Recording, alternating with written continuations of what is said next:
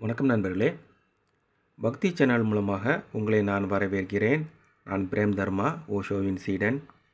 அன்பு, காதல், பக்தியின் மூலமாக ஞானநிலை அடைவது எவ்வாறு என்பதை ஓஷோவினுடைய வழிகாட்டுதலின்படி இந்த சேனலில் இருக்கும். ஒவ்வொரு வீடியோலையும் ஓஷோ குறிப்பிடக்கூடிய செய்தி மையமாக இருக்கும். அதனால் முழுமையாக பார்த்து பயன்பெறுங்கள்.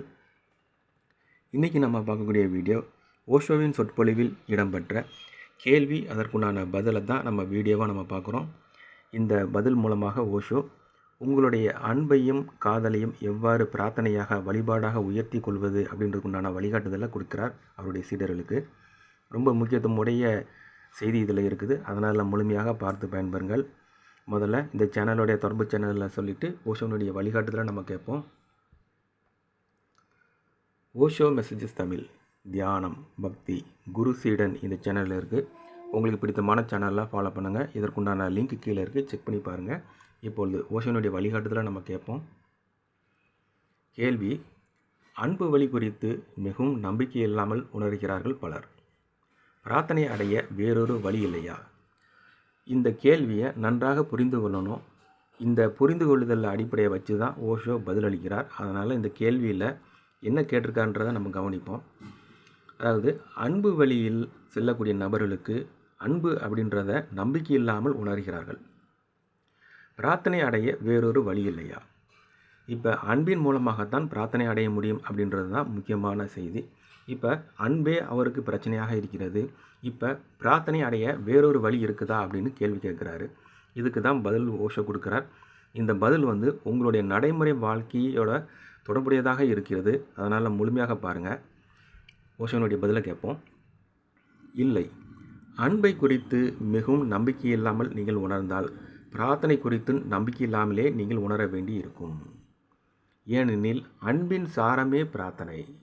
அன்பு மலர் என்றால் அதன் மனமே பிரார்த்தனை.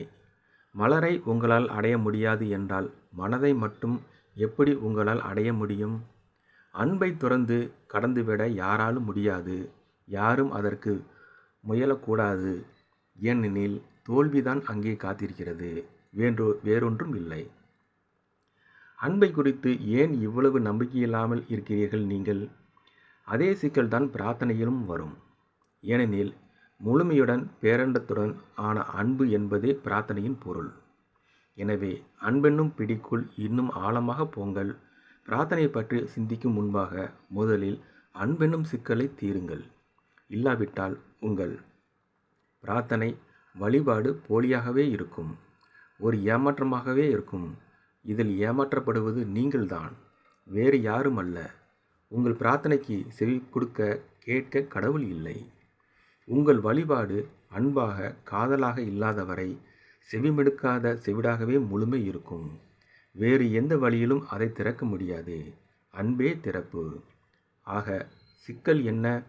அன்பு குறித்து ஒருவர் ஏன் மிகவும் நம்பிக்கையில்லாமல் உணர்கிறார்?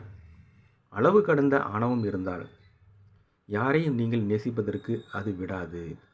அளவுக்கு மீறிய தன் நினைப்பு, அளவுக்கு மீறிய தன்னலம், தன்முனைப்பு, தாற்பயம் இருந்தால் பின் அன்பு சாத்தியப்படாது.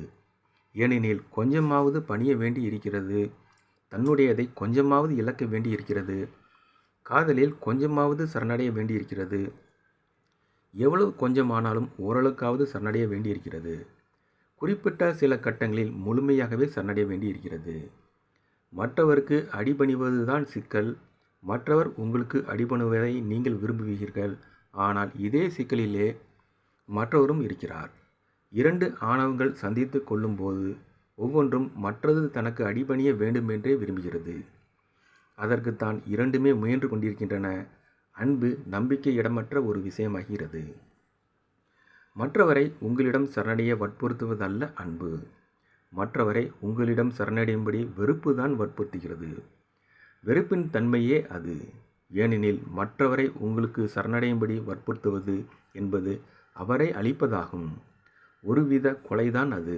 அன்பு என்பதோ மற்றவரிடம் உங்களையே சரணடைவதாகும். சரணடையுமாறு நீங்கள் நெருக்கப்படுவதால் அல்ல, நீங்களே விரும்பி மேற்கொள்ளும் ஒரு நிலைப்பாடு அது. உங்களுக்கு அது மகிழ்ச்சி அளிக்கிறது என்பதால் தான் நீங்கள் நெருக்கப்படுவதால் என்பதால் அல்ல. சரணடையும்படி உங்களை வற்புறுத்தும் எவருக்கும் ஒருபோதும் சரணடையாதீர்கள். ஏனெனில் ஒருவித தற்கொலைதான் அது. உங்களை தனக்கேற்ற ஆட்டுவிக்கும் எவருக்கும் ஒருபோதும் ஆட்படாதீர்கள். ஏனெனில் ஒருவித அடிமைத்தனம்தான் அது, அன்பல்ல. நீங்களாகவே சரணடையுங்கள், அப்பொழுது தன்மை உடனடியாக மாறுகிறது.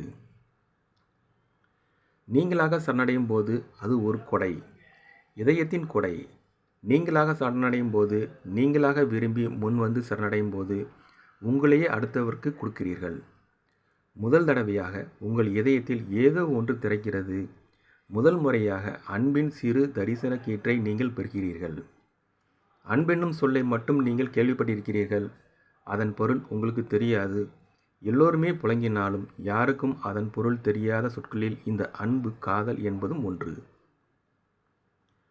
வழிபாடு, காதல், கடவுள், தியானம் என சில சொற்கள் உள்ளன. இந்த சொற்களை நீங்கள் பயன்படுத்த முடியும். ஆனால் அவற்றின் பொருள் என்ன என்பதை நீங்கள் அறிவதில்லை. ஏனெனில் அவற்றின் பொருள் அகராதியில் இல்லை. இருந்தால் பின் ஒரு அகராதியை நீங்கள் புரட்டி பார்க்க முடியும். அது ஒன்றும் கடினமானதல்ல. ஆனால் குறிப்பிட்ட ஒரு வாழ்க்கை முறையில்தான் அவற்றின் பொருள் விளங்குகிறது. உங்களுக்குள் நிகழும் குறிப்பிட்ட விதமான ஒரு அடிப்படை பண்பு மாற்றத்தில்தான் அவற்றின் அர்த்தம் இருக்கிறது. அவற்றின் பொருள் மொழி வகைப்பட்டதல்ல, வாழ்வியல் வகைப்பட்டது. அனுபவத்தில் அவற்றை நீங்கள் உணராத வரை அவற்றை நீங்கள் அறிவதில்லை. அவற்றை அறிவதற்கு வேறு வழியும் இல்லை. நீங்களாக முன்வந்து நிபந்தனையின்றி சரணடையும் போதுதான். ஏனெனில் நிபந்தனை ஏதும் இருந்தால் பின் அது ஒரு சரணாகதியே அல்ல. அப்பொழுது அது ஒரு பேரம். நீ என்னை சரணடைந்தால் நான் உன்னை சரணடைவேன் என்னும் ஒரு நிபந்தனை இருந்தால் கூட அது சரண் அல்ல. அது வியாபாரம், பேரம், சரண் அல்ல. சரணாகதி சந்தைக்கு சொந்தமானது அல்ல. பொருளின் பகுதியே அல்ல அது. சரணடைதல் என்பது நிபந்தனையற்றது. எனக்கு மகிழ்ச்சி ஏற்படுவதால் நான் சரணடைகிறேன். அற்புதமானது அது என்பதால் நான் சரணடைகிறேன். சரணடைதலில் திடீரென என் அவலம் மறைகிறது என்பதால் நான் சரணடைகிறேன். நீங்கள் சரண் புகும்போது உங்கள் அவலம் மறைகிறது.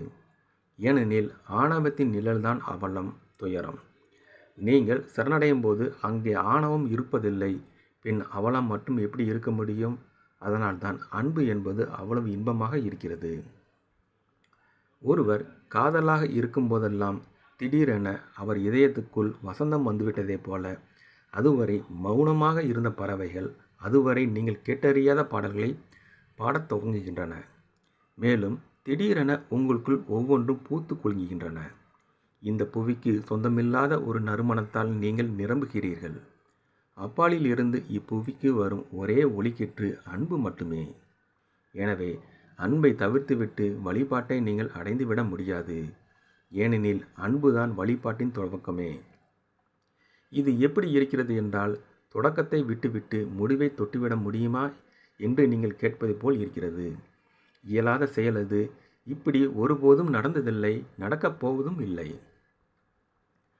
நண்பர்களே, இந்த செய்தியை நீங்கள் கேட்டீங்க.